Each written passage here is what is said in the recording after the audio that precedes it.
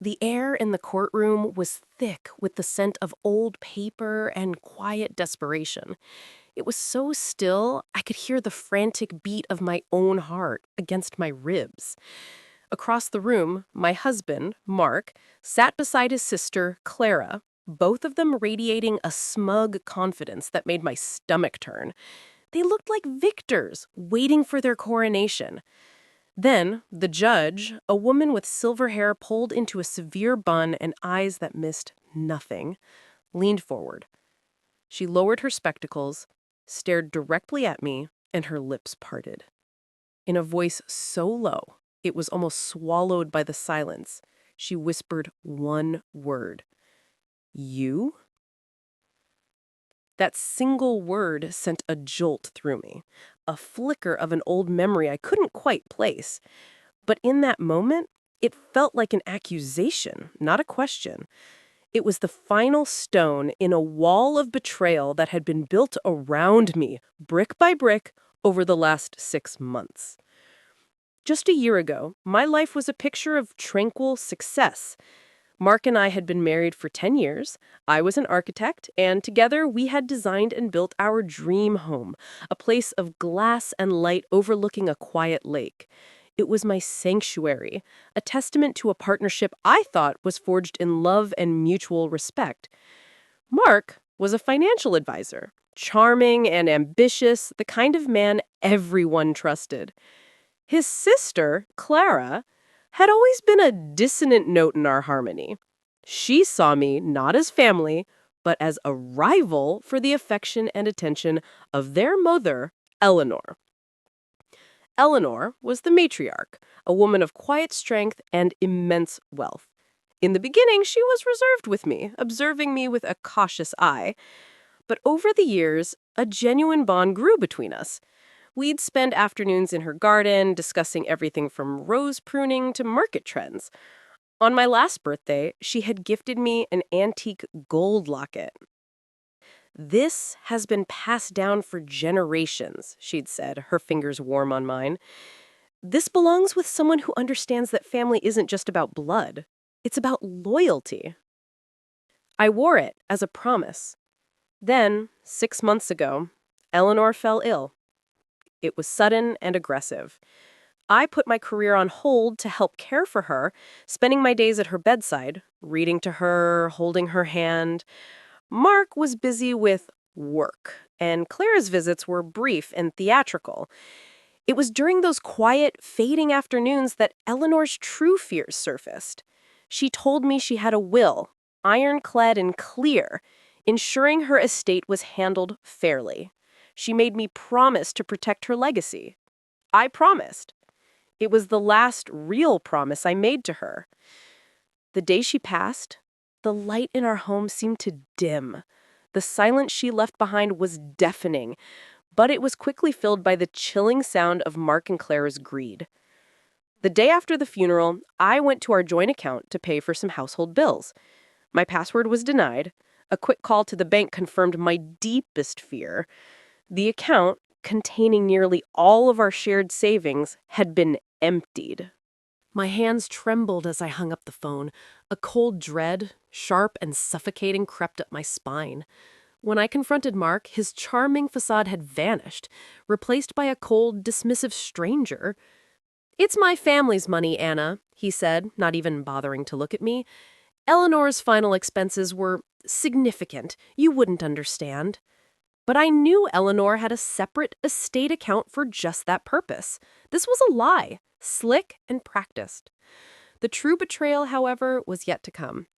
A week later, Clara arrived at our house with a lawyer in tow. They sat me down in the living room I had designed, the sunlight streaming through the windows, feeling like an interrogation lamp. Clara slid a document across the coffee table. "Eleanor's last will and testament," she announced, her voice dripping with false sympathy. I read the words, and the floor fell away from beneath me. The will named Mark and Clara as the sole beneficiaries of Eleanor's entire fortune, including her vast property portfolio and investments. My name was nowhere to be found. The final clause was a dagger to the heart. It stated that the house Mark and I lived in, the one I had poured my soul and a significant inheritance of my own into, was to be signed over to Mark exclusively. I was being erased. This is a fake," I whispered, my voice hoarse. I remembered Eleanor showing me her will years ago. She had it drafted by her lifelong family lawyer and had been so proud of its fairness. Her signature! I trailed off, looking at the clumsy scrawl at the bottom of the page. It was nothing like Eleanor's elegant, firm handwriting. Mark just shrugged. Grief affects people differently. Her hand wasn't steady at the end. That night, after they left, I searched her home office. My mind raced back to a conversation where Eleanor had mentioned keeping important documents in a fireproof safe, hidden behind a false panel in her study library. I had access.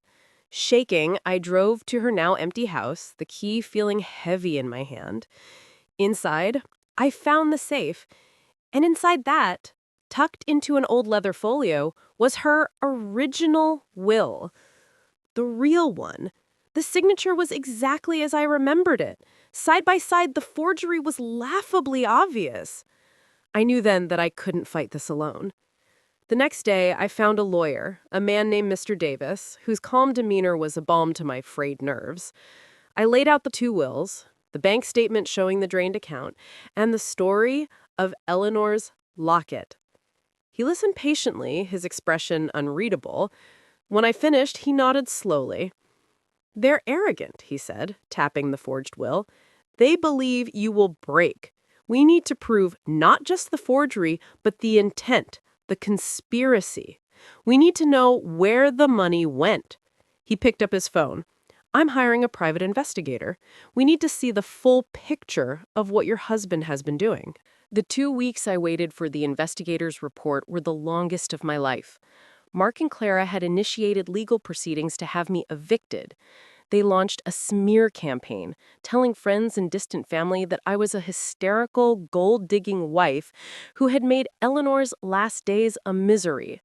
People I had known for years began to look at me with pity and suspicion. My home, my sanctuary, now felt like a prison where the walls were closing in. I felt utterly alone, with only Eleanor's locket around my neck as a tangible reminder of the truth. The day the report arrived, it was in a plain manila envelope. I sat at my kitchen island, the sun casting long shadows across the floor, and read. The contents were worse than anything I could have imagined. It wasn't just about the money. The PI had tracked Mark's spending to a second life I never knew existed. He had another apartment across town.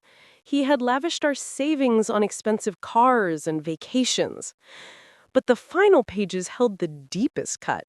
He had another family, a woman and a young child. The dates on the child's birth certificate told me everything.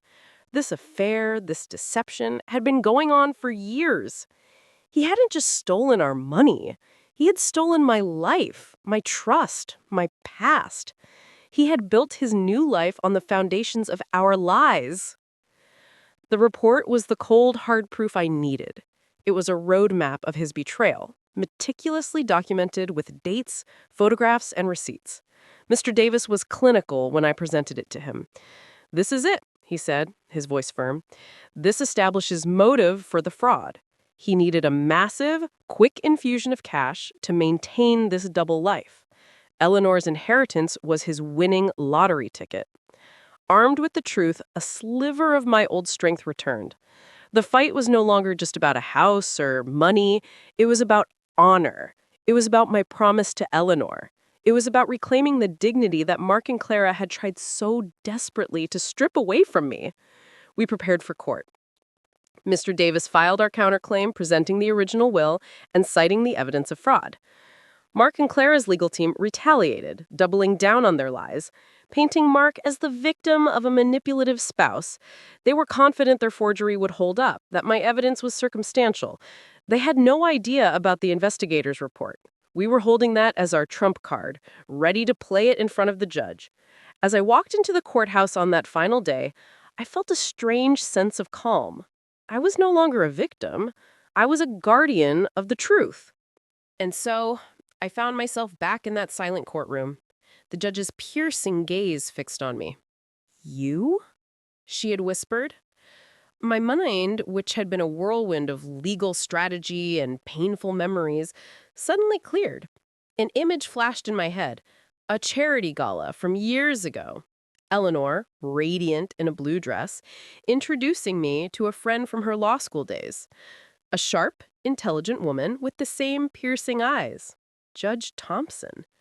She wasn't just a judge. She was Eleanor's friend. She didn't recognize me as a litigant. She recognized me as the woman her friend had spoken of with such affection. A subtle shift occurred in the room's atmosphere. Mark and Clara's lawyer presented their case with theatrical flair, painting a picture of a doting son and daughter caring for their ailing mother, while I, the outsider, schemed to steal their inheritance. They submitted the forged will as their primary evidence. They looked so sure of themselves. Then it was Mr. Davis's turn. Calmly, methodically, he dismantled their narrative. He presented the original will, authenticated by Eleanor's longtime attorney. He presented the bank statements showing the systematic draining of funds by Mark. And then he played our ace. He projected the private investigator's report onto a large screen for the court to see. The photos of the other apartment, the receipts for luxury gifts, the picture of Mark with another woman, another child. A collective gasp rippled through the gallery. Clara's face went pale. Mark stared at the screen, his mask of confident charm finally shattering into 1,000 pieces. He tried to object, to lie, his voice cracking with panic. But Judge Thompson silenced him with a single, sharp rap of her gavel. Her gaze was glacial. She looked from the photos of Mark's betrayal back to the forged signature on the will. I saw a flicker of profound, personal anger in her eyes. This wasn't just a case of fraud anymore. It was a deep, personal offense against the memory of her friend. The court calls for the testimony of the handwriting expert immediately, she declared, her voice ringing with authority. The expert's testimony was swift and damning. The signature on the will presented by Mark and Clara was a clumsy, blatant forgery. The conspiracy was laid bare. Judge Thompson looked at Mark and Clara, her expression devoid of any sympathy. This court finds that the will dated 6 months ago is fraudulent and therefore invalid. The original will shall be honored. Furthermore, this court is referring this case to the district attorney's office for criminal investigation into conspiracy, fraud, and perjury. It was over. The truth had won. As security escorted a stunned Mark and a weeping Clara from the courtroom, I felt not triumph, but a quiet, profound relief.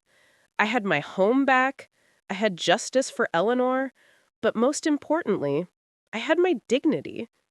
As I gathered my things, Judge Thompson caught my eye one last time. She gave me a small, slow nod, a gesture of respect from one woman who had honored her friend's memory to another. I walked out of that courthouse and into the bright sunlight, leaving the shadows of betrayal behind me, finally ready to build a new life on a foundation of my own making. Details have been fictionalized for storytelling purposes. This story is for entertainment. Thank you for listening. It's in our quietest moments of resolve that we find our greatest strength. Let me know in the comments, which city are you listening from today?